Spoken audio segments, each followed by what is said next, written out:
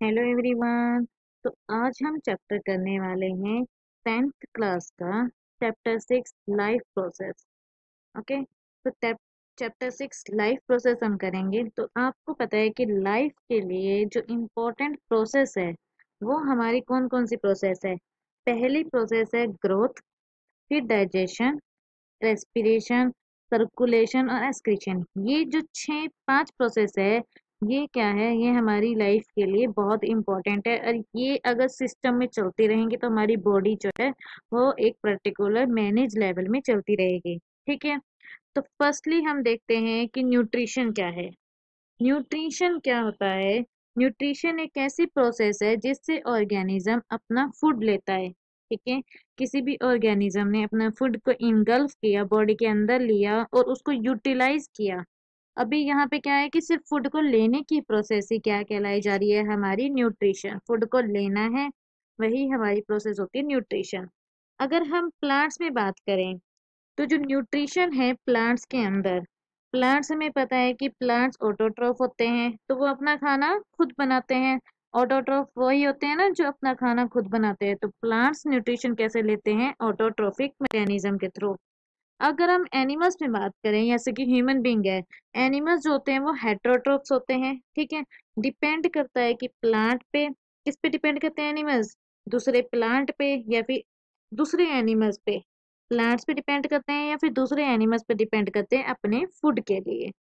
ठीक है, अब ऑर्गेनिज्म ही मेनली तीन टाइप्स के हैं। किस टाइप से फूड लेते हैं तो उसके बेस पे ऑर्गेनिज्म कौन कौन सा फूड लेते हैं ना, उस टाइप के ऑर्गेनिज्म तीन टाइप के हैं। हर्बीवोरस ऑर्गेनिज्म जो सिर्फ प्लांट्स खाते हैं। कार्निवोरस वो होते हैं जो प्लांट्स और सिर्फ एनिमल्स खाते हैं और एनिमल्स का फ्लैश खाते हैं। फ्लैश का मतलब होता है मांस, सिर्फ एनिमल्स को ही खाते हैं। ओमनिवोरस वो होते हैं जो कि प्लांट भी खाएंगे, both of the things, plant and animal दोनों चीजें लेते हैं, वो होते हैं ओमनिवोरस। तीन टाइप के ऑर्गेनिज्म है, हर्बीवोरस, कार्निवोरस और ओमनिवोरस। अब हम मोड ऑफ द न्यूट्रिशन, अगर अभी हमने पढ़ा है कि ऑटोट्रोफ है, ऑटोट्रोफिक मोड में क्या होता है कि अपना खाना खुद बनाते हैं। खाना खुद कैसे बना रहे हैं? इनऑर्गेनिक मटेरियल से। अब इनऑर्गेनिक मटेरियल कौन से मटेरियल होते हैं? जैसे कि कार्बन डाइऑक्साइड हो गया, वाटर हो गया, ये इनऑर्गेनिक मटेरियल है। इनसे अपना खाना खुद बनाते हैं। ठीक है, हेट्रोट्रोफ जो होते हैं वो अपना खाना खुद नहीं बना सकते, वो डिपेंड करते हैं ऑटोट्रोफ के ऊपर। ऑटोट्रोफ के ऊपर डिपेंड करते हैं या फिर प्लांट्स के ऊपर डिपेंड करते हैं या फिर दूसरे एनिमल्स के ऊपर डिपेंड करते हैं। एक एनिमल दूसरे एनिमल के ऊपर डिपेंड करता है। ठीक है, तो एनिमल अपना खाना खुद नहीं बना सकते, दे आर कॉल्ड हेटेरोट्रोफ। और फंजाई इसमें एक और एग्जाम्पल आ जाएगा। ठीक है, उसके बाद हम ऑटोट्रॉफिक न्यूट्रिशन में बेसिकली होता क्या है। ऑटोट्रॉफिक न्यूट्रिशन में ऑटोट्रॉफ जो होते हैं वो इनऑर्गेनिक मटेरियल को क्या करते हैं, यूज करते हैं और उससे किस में कन्वर्ट कर देते हैं? हाई एनर्जी मॉलिक्यूल, जैसे कि कार्बोहाइड्रेट में। तो सिंपली प्रोसेस क्या हो गई कि इनऑर्गेनिक मटेरियल से, इनऑर्गेनिक चीजों से हमने क्या कर दिया? कार्बोहाइड्रेट बना दिया। तो वो प्रोसेस कौन कर रहे हैं? ये प्रोसेस कर रहे हैं ऑटोट्रोफ। कौन कर रहे हैं? ऑटोट्रोफ। ठीक है, इनऑर्गेनिक चीजों से उन्होंने क्या बनाया है? कार्बोहाइड्रेट। ठीक है, अब इनऑर्गेनिक चीजें वो क्या क्या लेते हैं? वो लेते हैं या तो कार्बन डाइऑक्साइड लेते हैं या फिर वाटर लेते हैं। कार्बन डाइऑक्साइड या वाटर कन्वर्ट किस में कर रहे हैं? कार्बोहाइड्रेट में। जैसे कि आपको पता है कि प्लांट फोटोसिंथेसिस करके क्या करते हैं, जैसे प्लांट ने कार्बन डाइऑक्साइड और वाटर लिया क्लोरोफिल पिगमेंट की हेल्प से। ठीक है, सनलाइट की प्रेजेंस में क्या करते हैं? ग्लूकोज बनाते हैं, ऑक्सीजन बनाते हैं और वाटर बनाते हैं। ये रिएक्शन आपको याद होनी चाहिए, ये रिएक्शन कैसी है, क्योंकि ये रिएक्शन बहुत इंपॉर्टेंट है। तो देखो यहाँ पे, ये जो C6H12O6 बना है, ये हमारे पास, इसे हम कहते हैं glucose. And glucose is a kind of the carbohydrate. Carbohydrate का ही एक काइंड है। ठीक है, कार्बोहाइड्रेट ये ग्लूकोज, ये ऑक्सीजन है, ये वाटर है। ओके, अब देखते हैं फोटोसिंथेसिस। ये जो रिएक्शन है, ये रिएक्शन फोटोसिंथेसिस भी कहलाई जाती है ना। ये रिएक्शन हमारी फोटोसिंथेसिस भी कहलाई जाती है। तो रॉ मटेरियल क्या है हमारे फोटोसिंथेसिस करने के लिए? रॉ मटेरियल क्या है? सनलाइट चाहिए हमें। यहाँ पे सनलाइट यूज हुई है, ऊपर देखिए आप, सनलाइट रिएक्शन में यूज हुई है। ठीक है, क्लोरोफिल पिगमेंट चाहिए जो कि सनलाइट को एब्जॉर्ब करेगा, वो पिगमेंट है क्लोरोफिल, वो हमें चाहिए ही चाहिए। ठीक है, कार्बन डाइऑक्साइड चाहिए, वाटर चाहिए। अब कार्बन डाइऑक्साइड एंटर कैसे कर रही है? कार्बन डाइऑक्साइड एंटर कर रही है स्टोमेटा के थ्रू। कार्बन डाइऑक्साइड कहाँ से एंटर कर रही है, स्टोमेटा के थ्रू। ये हम आगे पढ़ेंगे। ठीक है, वाटर, वाटर कहाँ से आ रहा है, वाटर हम जैसे हम क्या करते हैं कि सॉइल में या रूट में हम देते हैं ना, सॉइल, सॉइल में से रूट ले लेंगी तो रूट क्या करेंगी, वाटर को हर सेल तक पहुंचाएंगे। तो यहाँ पे क्या हो गया कि जो कार्बन डाइऑक्साइड है वो तो हमें स्टोमेटा से मिली, वाटर हमें रूट और सॉइल से मिली। ठीक है, क्लोरोफिल पिगमेंट है जो कि क्या करेगा, क्लोरोफिल सनलाइट को एब्जॉर्ब करेगा। बना क्या है हमारे पास, ग्लूकोज बना है, दैट इज कार्बोहाइड्रेट काइंड। ठीक है, ऑक्सीजन बना है और वाटर बना है। ठीक है, तो ये एक टाइप की क्या रिएक्शन थी जिसमें हम इनऑर्गेनिक चीजों को कार्बोहाइड्रेट में कन्वर्ट करते हैं। इनऑर्गेनिक चीजें कार्बन डाइऑक्साइड और वाटर थी। ठीक है, इनको हम कन्वर्ट कर रहे थे कार्बोहाइड्रेट ग्लूकोज में। ओके, ये बात आपको पता होनी चाहिए। उसके बाद है अब फोटोसिंथेसिस की साइट क्या है, ये क्वेश्चन भी आ जाता है कि फोटोसिंथेसिस की साइट क्या है। फोटोसिंथेसिस जो होती है वो कहाँ आती है, ठीक है, क्लोरोप्लास्ट के अंदर। अब क्लोरोप्लास्ट क्या है, क्लोरोप्लास्ट जो है उसके पास एक ग्रीन कलर का पिगमेंट होता है। कौन सा पिगमेंट होता है, क्लोरोफिल। क्लोरोफिल एक ग्रीन पिगमेंट होता है क्लोरोप्लास्ट के पास, यहीं पे फोटोसिंथेसिस होती है। ठीक है, क्लोरोप्लास्ट एक टाइप का ऑर्गेनेली है, सेल के अंदर सिर्फ प्लांट सेल में मिलता है, क्योंकि प्लांट सेल को ही क्या करना होता है, अपना खाना खुद बनाना होता है। सिर्फ प्लांट सेल होती हैं वो ऑटोट्रोफिक होती हैं, अपना खाना खुद बनाती हैं। इसी वजह से जो क्लोरोप्लास्ट है वो भी सिर्फ प्लांट्स के पास मिलता है। ठीक है, जो अपना खाना खुद बनाती है ना वो उनको मिलता है, तो वो ऑटोट्रोफिक है। क्लोरोप्लास्ट इनके पास होता ही है। ठीक है, क्लोरोप्लास्ट के पास क्या होता है, क्लोरोफिल होता है जो कि ग्रीन कलर का पिगमेंट है। अब फोटोसिंथेसिस कैसे कैसे होएगी, तो फोटोसिंथेसिस कैसे कैसे हो रही है देखो। पहले तो क्या होगी, लाइट एब्जॉर्ब होएगी, क्लोरोफिल ने लाइट एब्जॉर्ब करी, सनलाइट को एब्जॉर्ब किया, फिर कन्वर्ट कर दिया लाइट एनर्जी को केमिकल एनर्जी में। मतलब क्या करा, और वाटर को तोड़ दिया। लाइट एनर्जी से ही केमिकल एनर्जी बनी ना, क्योंकि लाइट एनर्जी से क्या बन गया हमारा, केमिकली ग्लूकोज बन गया जो हमें चाहिए था। ठीक है, स्प्लिट क्या होता है कि वाटर की स्प्लिटिंग भी होती है, वाटर स्प्लिटिंग होती है। वाटर किस में टूट जाता है, हाइड्रोजन और ऑक्सीजन में। ठीक है, क्योंकि हमने ये जो रिएक्शन है उसमें क्या किया था, कार्बन डाइऑक्साइड और वाटर लिया था। ठीक है, तो ये जो कार्बन वाटर है ये टूट रहा है, किस में टूट रहा है, ये H2 प्लस में O2 में टूट रहा है। ठीक है, आगे देखिए, आगे आता है, ये बात आपको ध्यान रखनी है, जैसे कि यहाँ पे कार्बन डाइऑक्साइड है, कार्बन डाइऑक्साइड रिड्यूस्ड होके, रिडक्शन में क्या होता था, हाइड्रोजन ऐड होता था और ऑक्सीजन रिमूव होता था ना, रिडक्शन होके रिड्यूस्ड होके क्या बनता है हमारा ग्लूकोज। यहाँ पे रिडक्शन हो रहा है कार्बन डाइऑक्साइड का, और वो क्या किस में बन रहा है, कार्बोहाइड्रेट में। यहाँ पे क्वेश्चन पूछा जाता है कि रिडक्शन किसका हो रहा है, वाटर का या फिर कार्बोहाइड्रेट का, तो आपको पता होना चाहिए कि यहाँ पे रिडक्शन किसका हो रहा है, कार्बन डाइऑक्साइड का। कार्बन डाइऑक्साइड का रिडक्शन होके क्या बन रहा है हमारे पास, ग्लूकोज बन रहा है, जिसे हम कार्बोहाइड्रेट भी कह देते हैं। ठीक है, उसके बाद है लीफ की स्ट्रक्चर। तो लीफ देखिए, लीफ की अगर हमने स्ट्रक्चर देखी है, यहाँ पे जो लीफ है बीच में जो लीफ की ये जो स्टॉक होती है, ठीक है, इस स्टॉक को हम बोलते हैं मिड रिब। इस स्टॉक को हम क्या बोल रहे हैं, मिड रिब। ठीक है, और यहाँ पे जैसे लीफ स्टार्ट होता है, ये लीफ स्टार्ट हो रहा है, ठीक है, तो ये जो स्टेम के साथ अटैच होती है, ये चीज जो स्टेम के साथ अटैच होती है वो होती है हमारी पिटियोल। ठीक है, स्टेम के साथ अटैच करती है लीफ को, वो होती है पिटियोल। और बीच में ये देखिए, ये ऐसे ऐसे जिगजैग मैनर में ये बने हुए हैं, ये हमारे होते हैं वेन। ठीक है, अब ये लीफ कुछ शेप, कुछ लीफ की शेप ऐसी होती है और कुछ लीफ की शेप ऐसे ऐसे ऐसे होते हैं। ठीक है, जो इसकी शेप होती है उसे हम क्या देते हैं, लेमिना।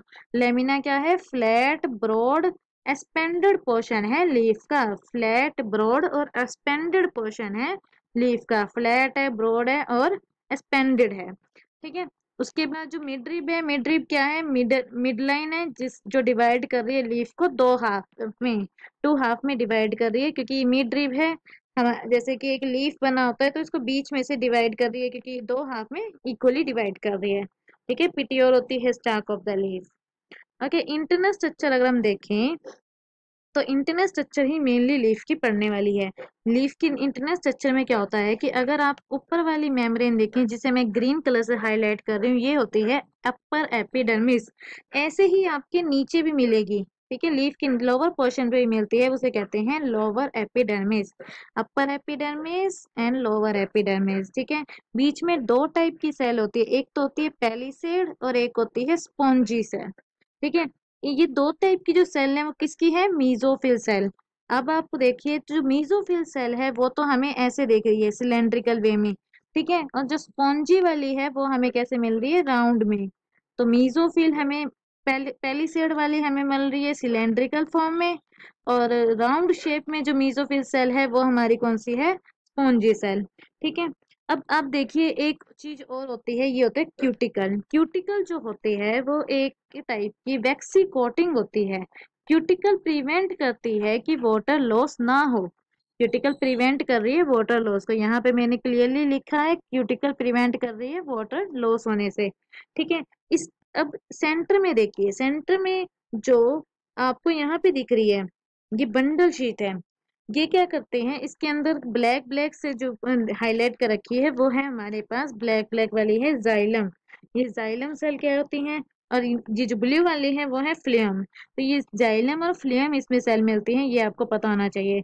अब आप ये देखिए स्टोमेटा। स्टोमेटा ये ऐसे टाइप की, ऐसे स्मॉल बीन शेप के स्ट्रक्चर होते हैं। ठीक है, सेल्स होती हैं, ये क्या करती हैं, गैस का एक्सचेंज करती हैं। अब आपने सिर्फ गैस एक्सचेंज स्टोमेटा बहुत अच्छे से पढ़ना है, तब कि आपको इसमें से क्वेश्चन पूछे जाते हैं। स्टोमेटा देखिए, स्टोमेटा तीन ही पोर्स हैं, छोटे छोटे पोर्स हैं, और स्टोमेटा ये ध्यान रखिएगा, क्वेश्चन आ गया तो स्टोमेटा मेनली क्या होते हैं, लोअर सरफेस पर ज्यादा पाए जाते हैं, more in numbers on the lower surface. Upper surface पे भी मिलते हैं, अपर एपिडर्मिस में भी स्टोमेटा होते हैं, बट ये क्या होते हैं, बहुत ही कम मिलते हैं, एक दो मिलेंगे।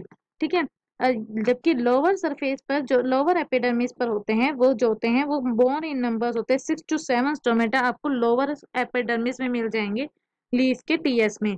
ठीक है, टीनी पोर्स बोले जाते हैं, छोटे छोटे पोर्स होते हैं, ये मेनली कहाँ प्रेजेंट होते हैं, लोअर एपिडर्मिस पर।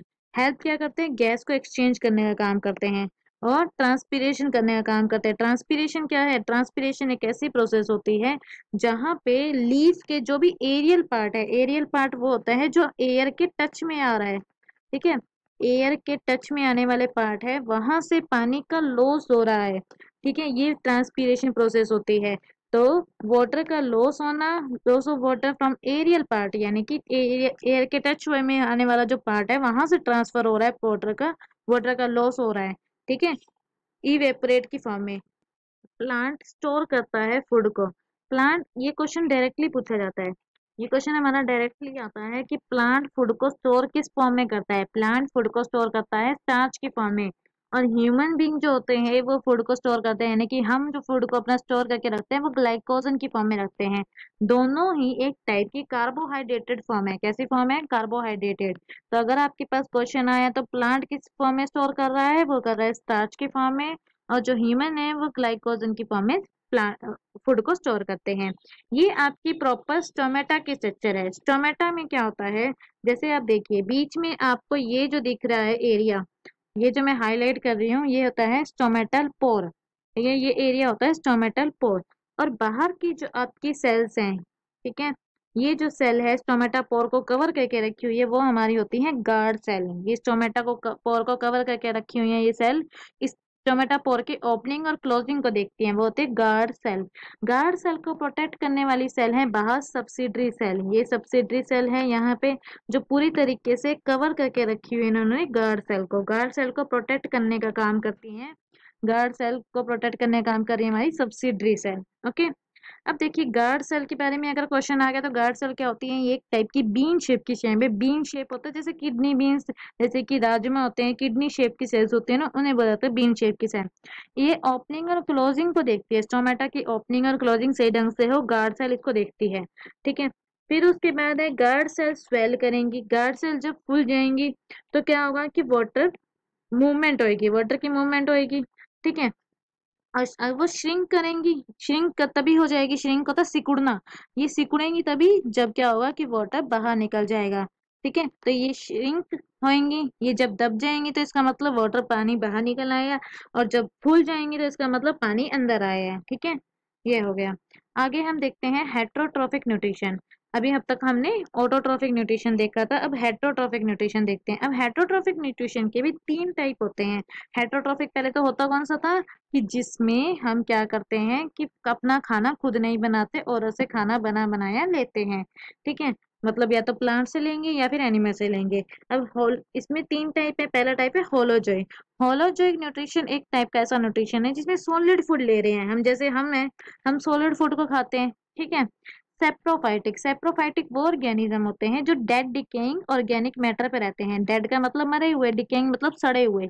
सड़े हुए चीजें ऐसी होती है ना, तो उन पे रहने वाली जो चीज होते हैं वो होते हैं सेप्रोफाइटिक। तो सेप्रोफाइटिक में बेस्ट एग्जांपल आता है हमारा फंजाई। फंजाई के अंदर आता है मशरूम। मशरूम आपने खाया होगा, तो मशरूम जो है वो एक टाइप का सेप्रोफाइटिक है। ये डेड डिकेइंग कीचड़ वाले पानी में मेनली मिलता है। पैरासिटिक, पैरासिटिक वो होते हैं जो कि फूड लेते हैं अपने होस्ट से। होस्ट पे टोटली डिपेंड होते हैं और होस्ट और दूसरी बॉडी से अपना पूरा फूड लेते हैं।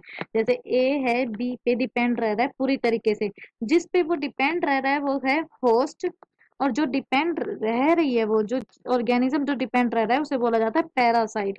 एन ए डिपेंड रहता है बी के ऊपर, तो बी जो है वो होस्ट है और ए को क्या कहलाया जाता है, पैरासाइट। ठीक है, इसमें एग्जाम्पल आ जाता है जैसे कि कसकट्टा। कसकट्टा का प्लांट आपने देखा होगा, कसकट्टा, लीच, ठीक है, टीक, ठीक है। और ये लाइस जैसे कि जू होती है, हमारी बॉडी से सारा जो ब्लड होती है वो सक करती है। वैसे ही क्या होता है कि पैरासिटिक जो होते हैं वो होस्ट बॉडी से सारा का सारा ऑर्गेनिज्म सक करते हैं, ठीक है। अब ऑर्गेनिज्म कैसे अपना फूड लेते हैं ये देखते हैं। अब यूनिसेल ऑर्गेनिज्म है, यानी कि सिंगल सेल है, सिंगल सेल में आ जाता है अमीबा मेनली। ये क्या करते हैं, ये अपना फूड लेते हैं एंटायर सरफेस से, मतलब उनकी पूरी की पूरा जो बॉडी है वो फूड लेने में इन्वॉल्व होएगी। इनमें एग्जाम्पल आते हैं यूनिसेलुलर में, हमको पता है कि बेस्ट एग्जाम्पल हमारा कौन सा है, अमीबा और पैरामीशियम, ठीक है। तो वो क्या करते हैं उनकी, अब ये फूड कहाँ से ले रहे हैं, पूरी एंटायर बॉडी सरफेस से ले रहे हैं, पूरी बॉडी इन्वॉल्व होगी इनका फूड लेने में। अब देखिए अमीबा के अंदर अगर हमने देखना है न्यूट्रिशन कैसे हो रहा है, जैसे ये वाली स्ट्रक्चर है अमीबा की। अमीबा की सेल यूनिसेलुलर है, सिंगल सेल है, सिंगल सेल होगी, वही क्या करेगी पूरी बॉडी सरफेस इसका मूव करेगा फूड के अकॉर्डिंग। ये फूड का पार्टिकल है, ठीक है, और ये अमीबा का। तो फूड का पार्टिकल को लेने के लिए अमीबा क्या करेगा, अपने स्यूडोपोडिया एक्सटेंड करेगा। स्यूडोपोडिया एक टाइप से क्या होते हैं, फाल्स फीट। फाल्स फीट होते हैं जूठे पैर, मतलब अपने जूठे पैर पसारेगा किस चीज के लिए, फूड को लेने के लिए। जैसे फूड को लेने के लिए अपने जूठे पैर बनाएगा, बाद में वो फूड ले लेगा वैक्यूल की फॉर्म में। किसकी फॉर्म में लेगा, वैक्यूल की फॉर्म में, ठीक है। उसके बाद फूड इसने ले लिया, अब यही फूड को बाहर निकाल देगा, अनडाइजेस्ट हो जाएगा। जो जो फूड डाइजेस्ट नहीं हो पाया वो बॉडी से, उसी बॉडी से बाहर निकाल दिया।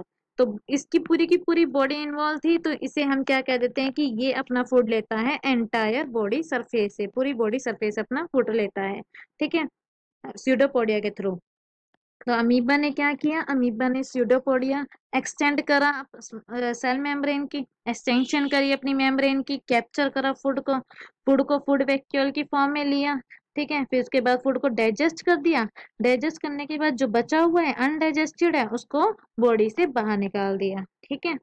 अब पैरामीशियम है, पैरामीशियम भी एक यूनिसेलुलर है जिसमें सिंगल सेल होती है सारा का सारा फंक्शन परफॉर्म करने के लिए। पैरामीशियम के पास एक स्पेशल चीज होती है, सीलिया।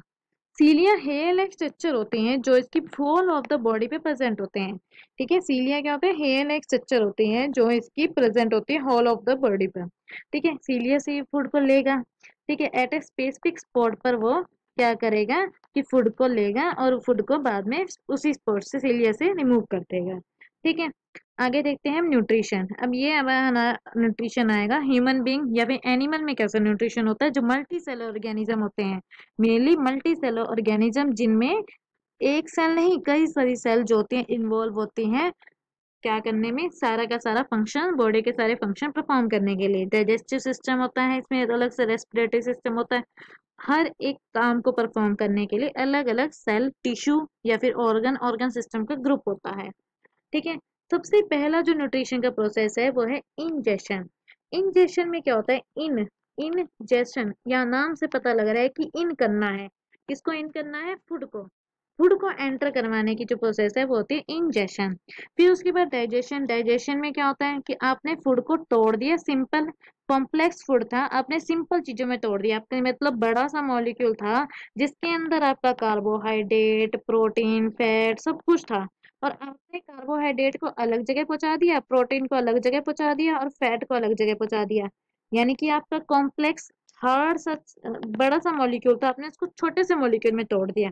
ठीक है, हार्ड सा मॉलिक्यूल था हमने सिंपल चीज में तोड़ दिया। तो कॉम्प्लेक्स मॉलिक्यूल सिंपल चीज में तोड़ने की जो प्रोसेस है वो होती है डाइजेशन।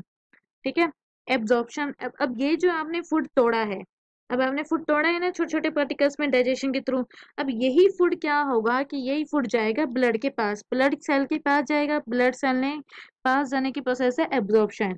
अब ब्लड सेल क्या करेगी, ब्लड सेल को पता है कि मेरे को किस सेल को फूड की जरूरत है, उसे फूड देगी। ठीक है, तो एसिमिलेशन क्या प्रोसेस होती है, यूटिलाइज करना या ट्रांसपोर्ट करना, जिस सेल को फूड की नीड है उस सेल को दे के आना है एसिमिलेशन। फिर आ जाता है इजेशन। इजेशन में क्या होता है कि अब जो सेल ने ले लिया फूड, अब उस फूड में से जो वेस्ट चीज होगी उसको बाहर निकाल देगा। तो टोटल हमारी पहले प्रोसेस थी इंजेशन। इंजेशन में क्या होता है, इनटेक ऑफ फूड, फूड को माउथ के थ्रू या लेना।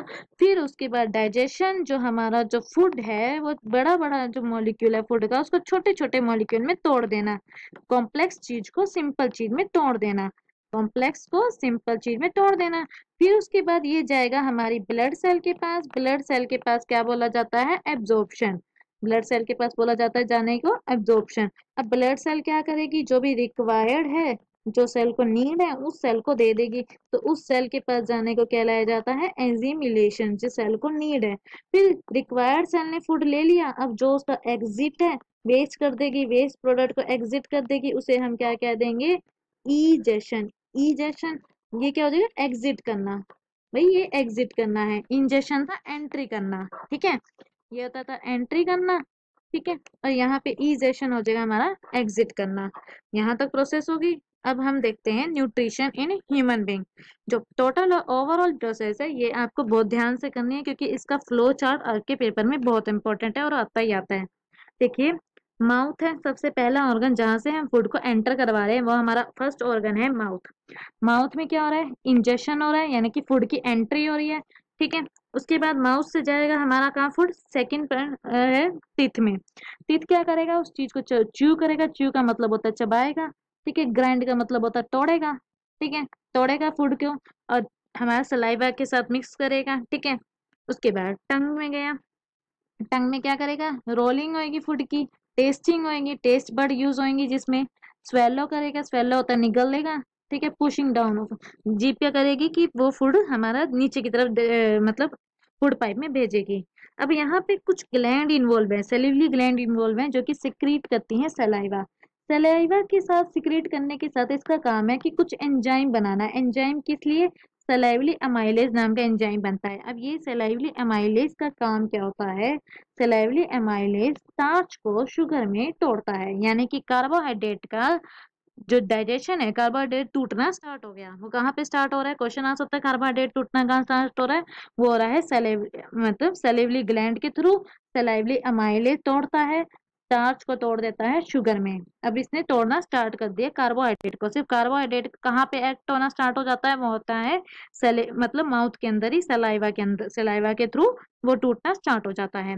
उसके बाद हमारा जो फूड जाता है वो ईसोफेगस में जाता है। ईसोफेगस को दूसरा नाम क्या कहते हैं भाई, फूड पाइप कहते हैं। ईसोफेगस में क्या होता है कि फूड जो होता है वो माउथ के थ्रू स्टमक के मतलब माउथ से स्टमक में जा रहा है। कहाँ जा रहा है हमारा फूड, माउथ से स्टमक में।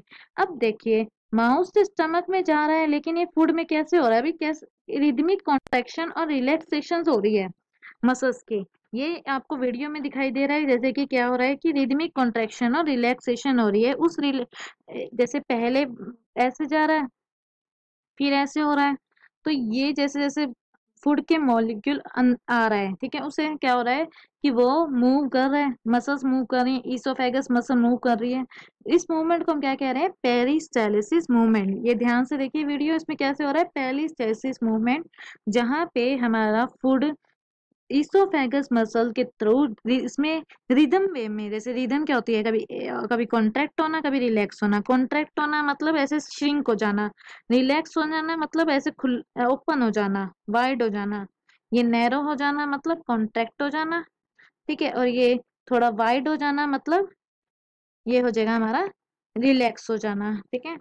कॉन्ट्रैक्ट होना, रिलैक्स होना, ठीक है। ऐसे कर करके क्या होता है कि एक तरीके से कॉन्ट्रैक्शन नीचे तक सिग्नल जाता है और ईसोफेगस क्या करता है, पास कर देता है। उसके बाद आएगा स्टमक। स्टमक में क्या आया,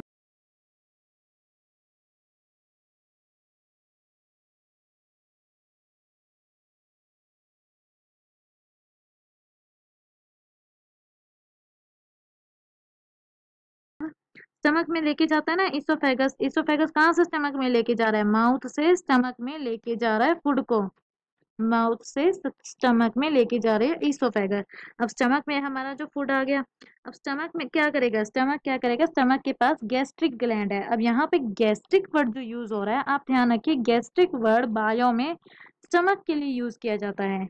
जहां पे भी गैस्ट्रिक डाइजेशन हुई ऐसे वाली बात होगी तो वो मतलब स्टमक से रिलेटेड है। गैस्ट्रिक ग्लैंड क्या करती हैं, गैस कुछ टाइप की ग्लैंड्स होती हैं, वो गैस्ट्रिक जूस सिक्रेट करती हैं। अब ये गैस्ट्रिक जूस का क्या काम है गया, गैस्ट्रिक जूस जो है वो तीन चीजों पे एक्ट करता है। पहले तो लेता है पेप्सिन एंजाइम सिक्रेट करता है, HCl सिक्रेट करता है, म्यूकस सिक्रेट करता है। पेप्सिन क्या करती है, पेप्सिन नाम से पता लग रहा है, पेप्सिन पी से, पेप्सिन पी से प्रोटीन।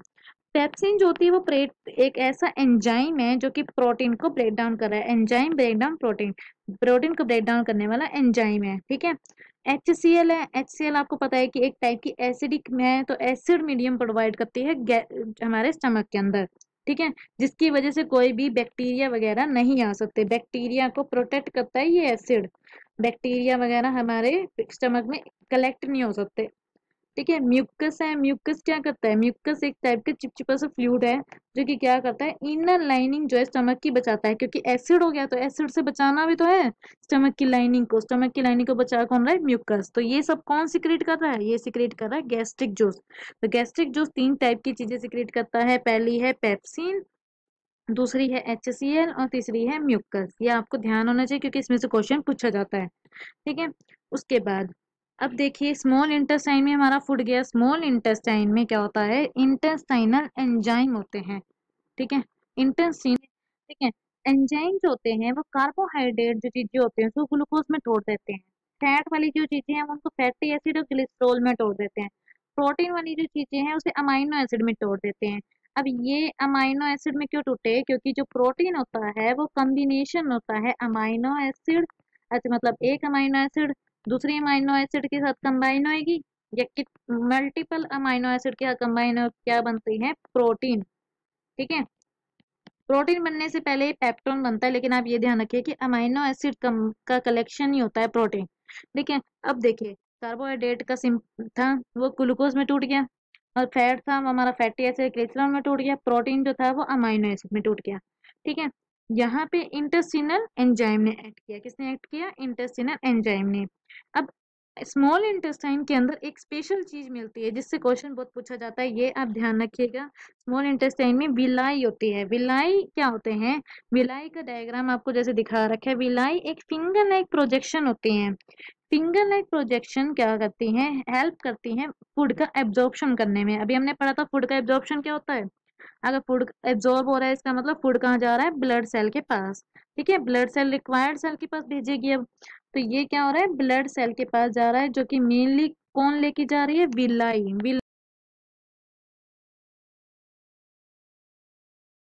विलाई का जितना ज्यादा सरफेस एरिया होगा, मतलब जितना ज्यादा सरफेस एरिया होगा उतना ही वो फूड को एब्जॉर्ब ज्यादा करेगी, ठीक है। ओके, आगे। और इंटेस्टाइन में सिक्रीशन आता है। सिक्रीशन कहाँ से आता है, दो जगह से आता है, एक तो लीवर से आता है, एक पेनक्रियास से आता है।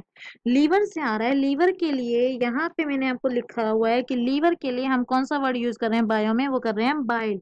लीवर के लिए बाइल वर्ड यूज करते हैं, ठीक है। तो बाइल जूस आता है लीवर से। बाइल जूस क्या करता है, लार्ज फैट के ग्लोब्यूल है, मतलब लार्ज फैट के मॉलिक्यूल है, उसको इमल्सिफाई कर रहा है स्मॉल फैट के मॉलिक्यूल में। मतलब लार्ज फैट का मॉलिक्यूल था, अगर आप उसे स्मॉल फैट के मॉलिक्यूल में तोड़ रहे हो, सिर्फ फैट वाले केस में, फैट वाले केस में उसे हम क्या कह देते हैं, इमल्सिफिकेशन।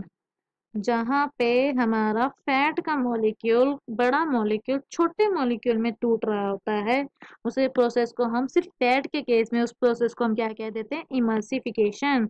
तो यहाँ पे हमारे पास क्या हो गई, लीवर ने क्या किया, इमल्सिफिकेशन कर दी। इमल्सिफिकेशन किसकी करी, फैट के मॉलिक्यूल की। और लीवर का क्या निकला, बाइल जूस, जिससे क्या हो गया, इमल्सिफिकेशन हो गई। साथ में इंटेस्टाइन में, स्मॉल इंटेस्टाइन में सिक्रीशन कहाँ से आ रहा है, और दूसरी तरीके से आ रहा है पेनकिरास से। पेनकिरास से आ रहा है, वो पेनकिरास पेनक्रेटिक जूस निकाल रही है, पेनकिरास है तो पेनक्रेटिक जूस कर रही है। पेनक्रेटिक जूस जो है वो दो चीजें निकाल रहे हैं, दो एंजाइम सिक्रेट कर रहे हैं, ट्रिप्सिन और लाइपेज। ट्रिप्सिन तो क्या कर रहा है, ये प्रोटीन को तोड़ रहा है पेप्टोन में, ठीक है, और लाइपेज है वो फैट को तोड़ रहा है लिपिड में, ठीक है। तो ये फैट को तोड़ने वाला है और ट्रिप्सिन जो है वो प्रोटीन को तोड़ने वाला है, ठीक है। प्रोटीन को किस में तोड़ रहा है, पेप्टोन में, ओके। अब उसके बाद हमारा फूड जो है वो लास्टली कहाँ जा रहा है, हमारा जो फूड है वो जा रहा है लार्ज इंटेस्टाइन में। लार्ज इंटेस्टाइन एब्जॉर्ब करता है एक्सेस वाटर, वाटर को एब्जॉर्ब करता है, रिमूव कर देता है रेस्ट ऑफ द मटेरियल। अब बाकी सारा जो मटेरियल है वाटर का एब्जॉर्ब करा, और जो वेस्ट मटेरियल था वो बॉडी से बाहर निकाल दिया, किसके थ्रू, एनएस के through. This is all about the human digestive system. में आ गया होगा।